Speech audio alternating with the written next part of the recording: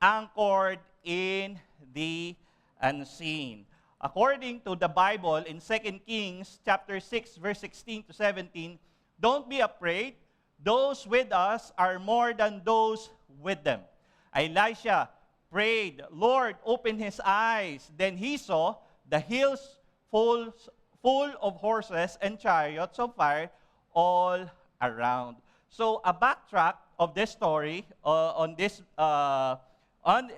story in the Bible, Elijah is one of the prominent prophet in the Old Testament. Sino ba si Elijah? Si Elijah that time, isa siya sa mga elite propeta in the Old Testament. Sabihin niyo nga po elite.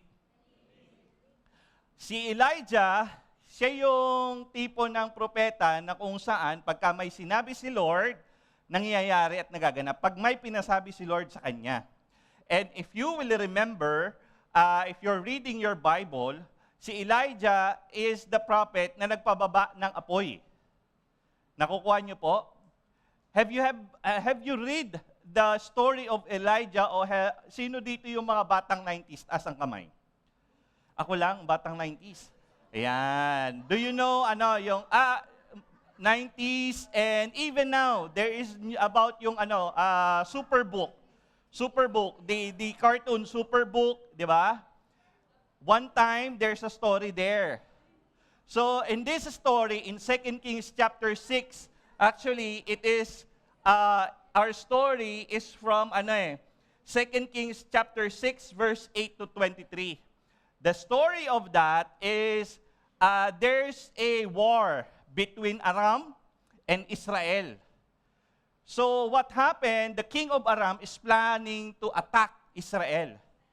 So, imagine this, the king of Aram is planning an attack for Israel, so he gathered all his top leaders in the closed-door meeting. This will our steps or what we are going to do. And what happened is, before anything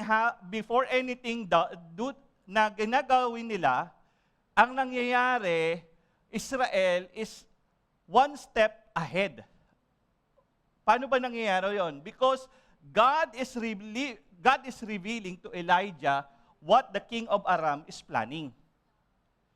So, the king of Aram was saying, sino yung traitor dito? Who is this person na kung saan parang, ano ba English na nag-traitor? Traitor, meron pang isa, betrayed. Who betrayed us? With our plans. Kasi he believed na this meeting, this plan is only for the top leaders. And then one time, sabi doon in their meeting, Sir, because they have this prophet named Elijah. And the Lord, according to them, according to the trusted resource, the Lord their God is speaking to Elijah about our plan. So what happened is the king sent hundreds or thousands of troops just to arrest Elijah.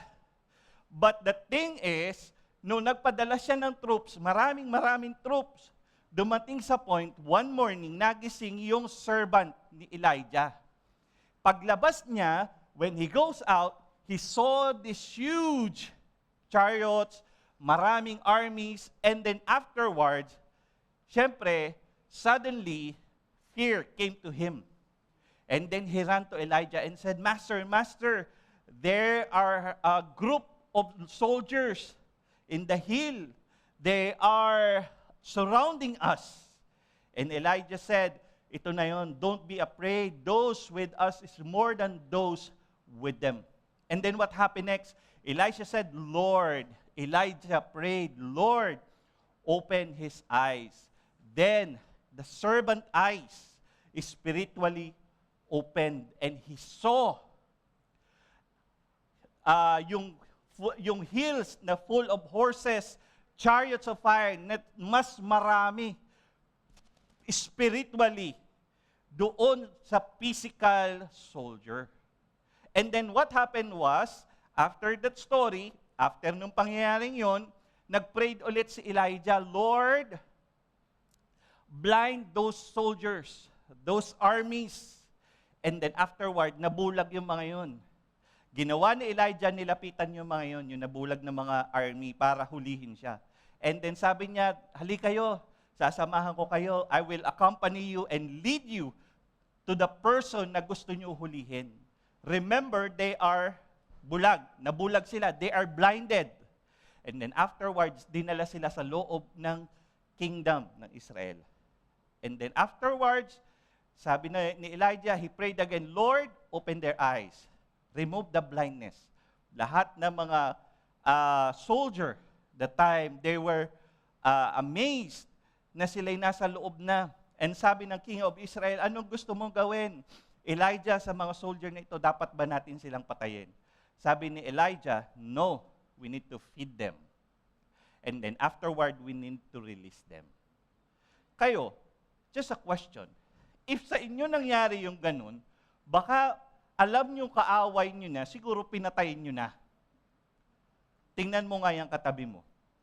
Siguro kung ikaw yun, itanong mo, kung ikaw siguro yun, pinatay mo na. Why? Because maybe you will think of this, the Lord is with me. Tama po ba? Why?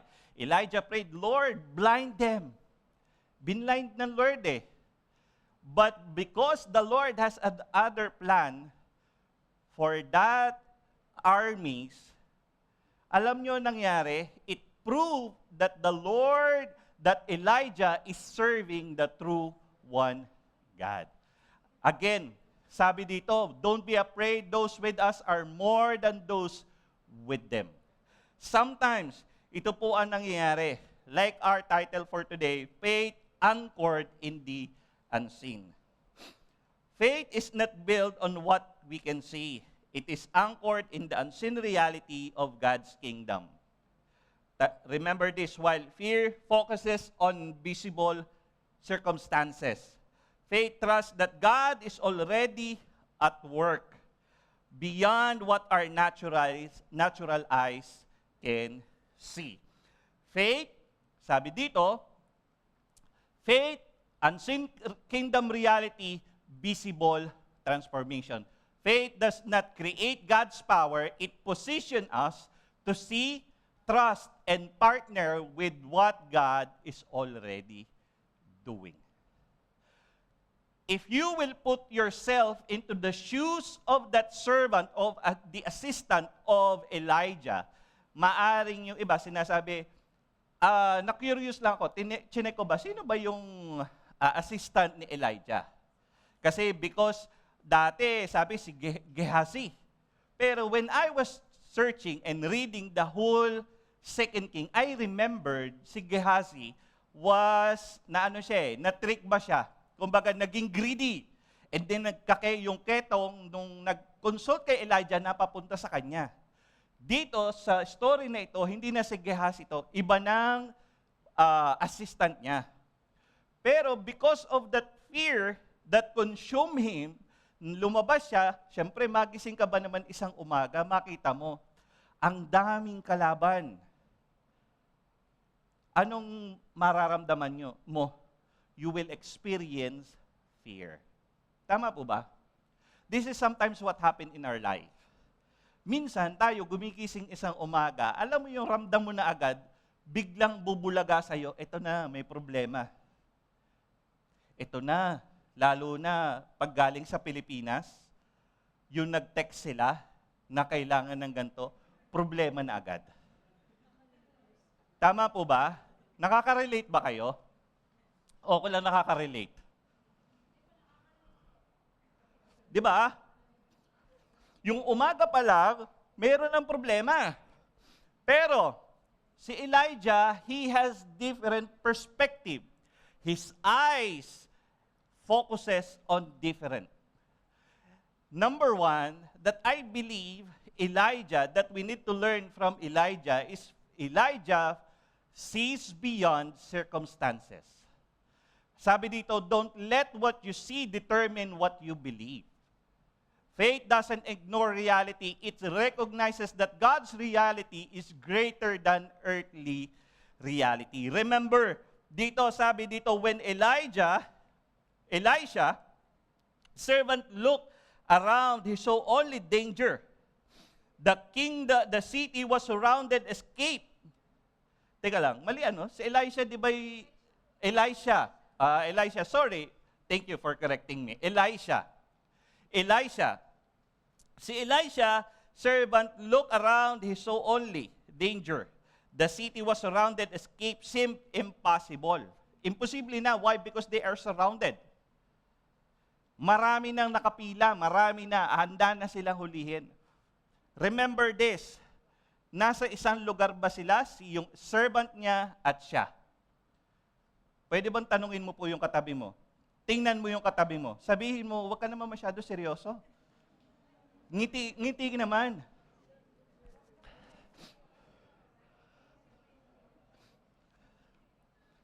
The city was surrounded, escape seemed impossible, and fear filled his heart, yung servant ni Elisha.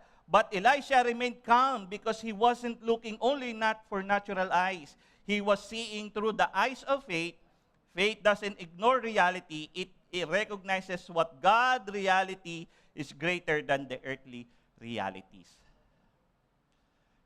They are in the same place. Elisha and the servant. Dito natin makikita yung pagkakaiba. Si Elisha may faith na ang Diyos may ginagawang imposible, yung servant nakatingin siya sa physical. Minsan ganito nangyayari sa atin. Because akala natin the natural is the reality, but because you believe in God, God is doing something greater in your life already. Amen po ba? Ulitin ko, sinabi ko sa Tagalog.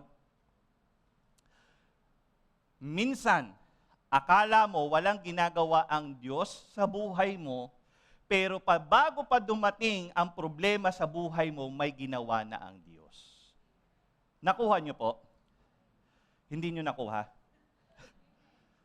Minsan, hindi pa pumapasok sa kaisipan mo yung mga plano mo sa buhay, ginawa na ng Lord ang mga bagay, ang mga way para makamit mo ang para sa'yo. Amen po ba? Hindi nyo ulit na-gets. Ulitin ko. Sabi dito, fear magnifies problem. Faith magnifies God. Si Elisha, because what he has, fear of God, he sees this opportunity for God to move greater and mighty. Paano ba? Kasi alam niya na bago dumating yung mga armies to arrest him, the Lord prepared the armies of heaven na doon na. Kaya anong ginawa ni Elijah sa kanyang servant? Siguro, ito in this scenario, siguro sinabi, hindi lang siguro nilagay sa Bible, siguro sinabi niya, fear not. Because the armies of heaven is greater than those who are surrounding us right now. Kaya nag-pray siya, Lord, open his eyes. Kaya ito sometimes that we are needing to do. When you face circumstances in your life, what you need to do, you need to pray, Lord, open my eyes so that I can see what you are doing right now. Tagalugin ko, minsan, dumadating sa buhay ng bawat isa sa atin because nakikita natin yung mga bagay na, hindi, yun ang mangyayari, ito ang magaganap eh. Naturally, ito ang mangyayari. Why? Because tayo, mga tao, we assume. Why? Because ganito ang nangyayari kasi, ito ang magaganap kasi ito ang nangyari kay Pedro. Yung nangyari kay Pedro ay hindi nangyayari kay Juan at kay Timothy. Yung nangyayari kay Rev Melvin, kay Pastora Aiza, kay Pastora Jana, iba ang mangyayari sa inyo. Yung pagpapala na, ano ba yung kanta natin kanina? Siksik-liglig na umaapaw ang bawat isa, ang Lord nakahanda na para sa iyo. Amen po ba? Amen. Palakpakan natin si Lord. Sabi dito, fear says, it is impossible. You'll never recover. Nothing will ever change. Pero when you have faith, my God is greater.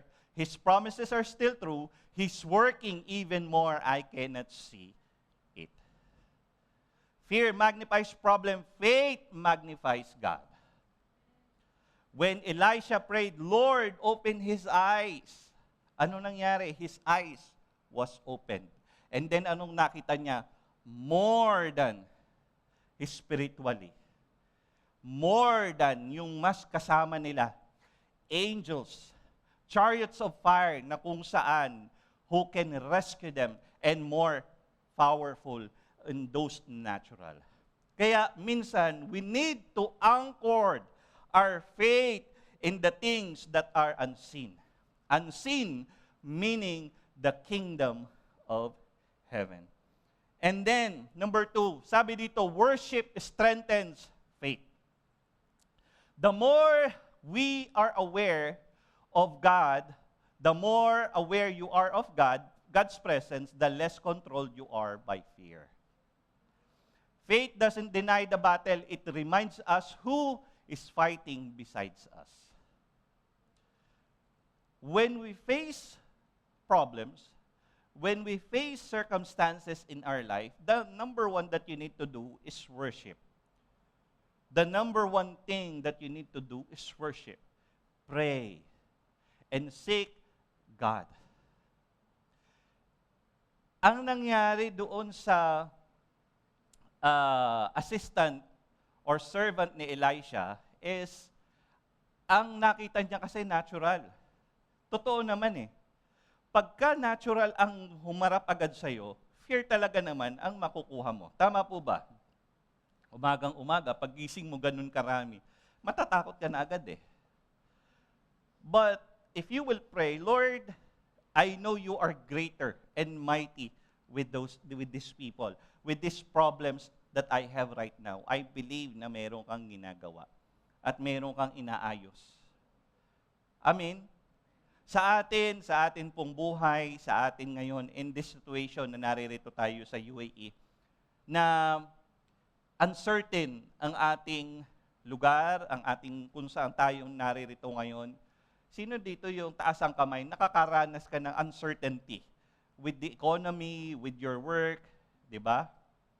Some of us here, we are so afraid na baka next day, bigla na lang tayong tanggalin. Na baka next day, hindi mo na alam kung anong pwede mangyari sa'yo. Pero I believe, if you will worship God and you will seek His presence, it will strengthen your spirit. And it will strengthen and it will transform you to a person that you will trust God more. The problem will always be there. Ang problema sa buhay, lagi na yang nadyan. Tama po ba? Sino walang problema dito? Lahat naman tayo may problema, di ba? Lahat tayo may problema. So tayo, hindi tayo perfect. Di ba? Lahat tayo namumroblema. Paggising pa lamang sa umaga, problema na natin kung ano susuotin natin pagpasok sa trabaho. Pagkatapos ng church, problema na natin kung anong kakainin natin, paano tayo uuwi. Ang iba sa inyo, gutom na. Ang iba sa inyo, nag-iisip, ang tagal naman mag-preach nito si pastor. Ang iba sa inyo, nag-iisip, ano ba yan? Sigaw ka na sigaw, pastor. Pero I believe, if you develop a lifestyle of worship, you will always strengthen your spirit. Worship, I just want to repeat this, worship doesn't deny the battle. It reminds us who is fighting with us. Elisha, and his servant is in the same place. But the perspective, yung paningin, yung idea, yung faith na meron ang bawat isa magkaiba. So I believe it is much better for us to be like Elisha, trusting God and believing in Him that He is surrounding every battle that we have. Amen?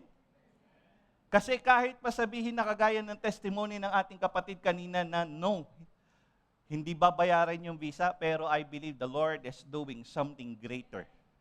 Amen? Why? Hindi natin alam ngayon. What is the result of it? Bakit ganun ang ginawa ng Lord? O kahit pa sabing iba, kasi siguro masama ugali ng boss. Say, pag-pray mo na lang yung boss ng company mo na, Lord, paluin mo na lang. No. Lord, still bless them. Lord, I believe you have a better plan. Maaring some of you are still searching for a new job or you want to shift to a new career. Pero ako naniniwala, when you worship the Lord, it prepares everything for you. God is preparing everything for you. Amen? Sabi dito, when we worship, fear loses its grip. Peace replaces anxiety. Hope rises again. Our perspective shifts from our problems to God's, our perspective shifts from our problems to God's greatness. Ibig sabihin, yung kabutihan ng Diyos mas na-highlight pag you practice worshiping Him. Worship shifts our focus from the size of our problem to the greatness of our God. Yung problema ba nawawala pagka pinroblema mo? I'll repeat the question. If you have the same problem and you take it as a problem again, is the problem loses grips? Nawawala ba? Ang problema, pagka pinroblema mo, ang equals nun, problema pa rin. Tama po ba? Pero ang problema, pagka inilapit mo sa Diyos, ano nangyayari?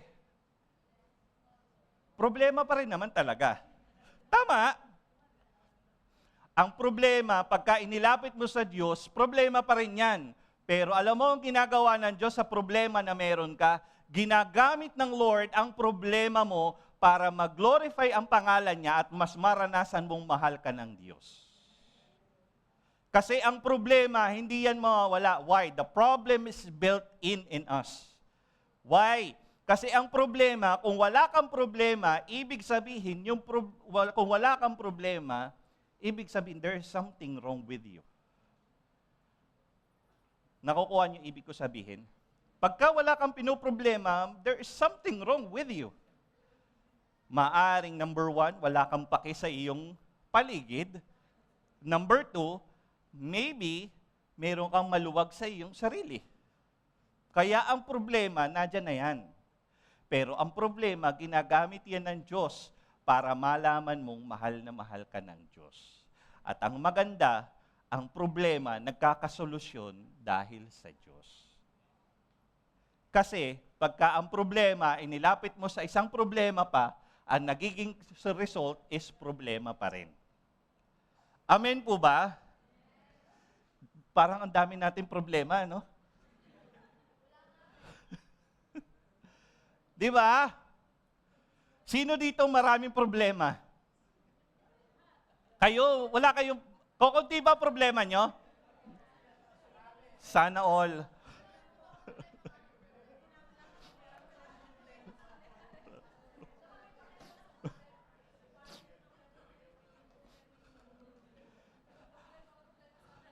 Ang problema, hayaan mo na siyang mamroblema sa problema niya. Tama? Kasi pagka ang problema, sinamahan mo mamroblema, ikaw na rin nagiging problema. Kaya ang nagiging kalabasan, ikaw ang problema. Tama? Pero ang problema, pagka nilapit mo sa Diyos, gumagawa ang Diyos ng paraan para yung problema mo, magkamero ng solusyon. At nararanasan mo ang mabigat na pagmamahal at matinding pagyakap ng Diyos. Amen. Number 3, faith brings heaven reality to earth. Faith partners with what heaven is already doing. Heaven had already surrounded them before the enemy ever arrived.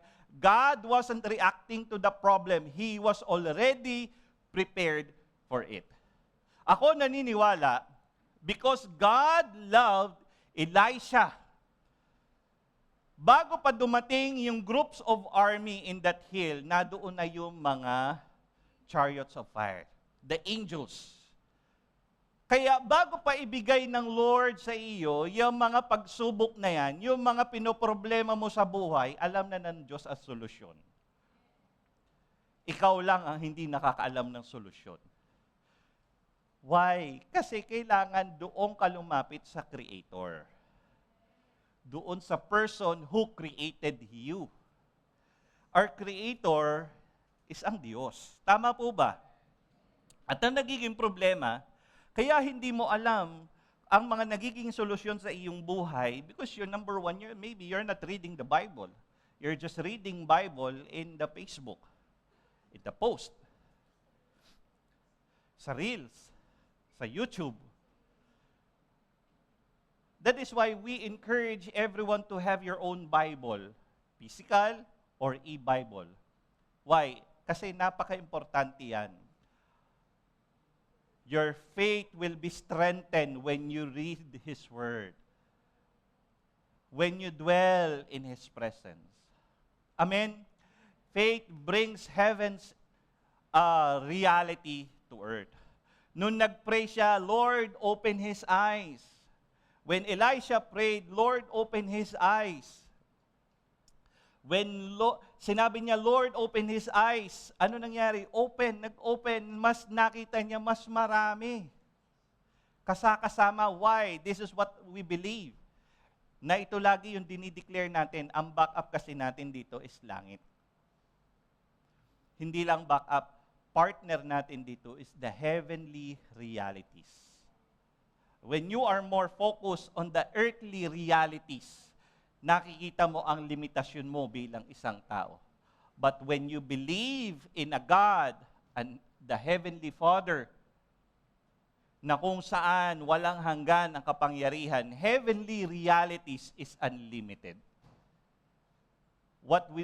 Ano bang ibig sabihin nito? Ang kapangyarihan ng Diyos kayang gumawa sa buhay mo kahit imposible. Amen po ba? Heaven peace overcomes anxiety. Heaven's wisdom overcomes, sabay-sabay po nating basahin. Heaven wisdom overcomes. Heaven healings confronts. Heaven restoration redeems. Heaven's hope silence despairs. Kaya ang solusyon sa buhay mo, kung anong meron ka ngayon, is the heavenly realities and partnering with God. Heaven respond to the heart that trusts God's promises. When you believe in God that He can do works in your life, kahit pa imposible yan, merong gagawing bago ang Diyos sa buhay mo. Amen po ba? In your limited mind, maybe it is impossible for you. Pero with God, everything is possible. Kaya ako naniniwala, kahit ulit-ulitin ko sa inyo na ako, wala akong trabaho, may ban ako naniniwala, gigising na lang ako isang umaga, pwede na pala akong umuwi. Alam nyo, ito minsan nga tinatanong ko sa Lord, Lord, alam mo, I have the capacity, I have everything na napakaganda ng visa ko, pwede ako maglabas-pasok ng UAE, pero hindi ako makalabas-pasok ng UAE. Bakit? Kasi mahal na mahal ako ng UAE. Pero alam nyo, ito ang paniwala ko. Gigising ako isang umaga na ang Diyos ang gigising mo, anak, pwede ka nang lumabas. Kaya ako naniniwala sa bawat isang naririto ngayon, mayroong planong maganda ang Diyos sa buhay mo. Ang kailangan mo lang, magtiwala sa Diyos. Uncertainty, the fear, and the situation that we have right now, in this season, in our life, maaring sa'yo, impossible, pero sa Diyos, posible. Because if you look and you use the lenses of this earth, you will be misled. But when you use the heavenly realities, the lenses that God wants you to use, you will see, and you will see the transparency that heaven prepared for you. Nakukuha niyo po ibig ko sabihin? Maraming bagay sa buhay natin na akala natin hindi natin kaya. Pero pagka ang Diyos ang gumawa, mas malaki ang capacity at mas maraming kayang gawin ang Diyos sa buhay ng bawat isa sa atin. Amen po ba? Remember this, faith is what fear cannot. Worship changes perspective. Heaven still respond to faith. Always remember this. Huwag ka na mamroblema. Mamroblema ka, wala namang problema eh. Kasi problema na nga yan eh. Pinoproblema mo pa. Sa dami ng problema na sa mundo, pinoproblema mo pa, poproblemahin mo pa rin. Ang dami talagang problema, no? Pero when you trust Him, trust the Lord, kaya niyang kumilos sa buhay mo, kaya niyang gumawa ng imposible sa buhay mo. The enemy was still there in the situation of Elisha and the servant. But now he could also see that heaven had surrounded him all along. In what we are right now, the Lord is with us. Do not allow what we see to determine what we believe. Our faith is anchored in the unseen kingdom. Choose faith over fear. Worship over worry. And trust over doubt. Because the God who surrounds us is greater than every circumstances before us. Ulitin ko.